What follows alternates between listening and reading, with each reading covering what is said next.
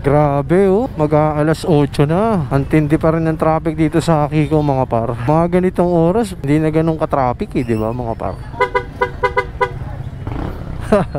Di tayo nakita ni Boss Romeo mga par. Oh, blockbuster na dito sa Kiko. Ganito dito mga par sa Kiko. Pagka Pasko, yan, magpapasko na eh. Tumatao na talaga. Grabe no, oh. Big sabihin, pag maraming tao, ramdam mo na yung Pasko, di ba? Siyempre, ngayon pa lang nagkakabilihan na ng mga kung ano-ano. Wala pang mga bigayan ng pamangos ko yan, mga par.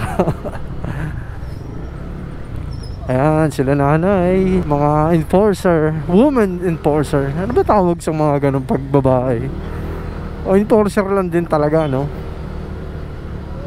Ano, medyo okay na rin. Hindi na ganun ka-traffic. Pero kasi mga bandang 8, hindi naman na talaga ma-traffic dito. Katulad yan, ayan. Dito, yan, sa mga gilid-gilid yan, may mga nagtitinda rito. Wala naman ang wrecker ngayon kasi gabi na. Diba? Yung pechay, dami oh. Mura lang mga gulay dito mga par. Katulad yan. Sumobra na sila sa ano. Sobra na sila, wala na sila. Nasa kalsada na sila nagtitinda. Diba? Halos nasa kalsada na talaga. Ay, tsinelas dami Pakyawan.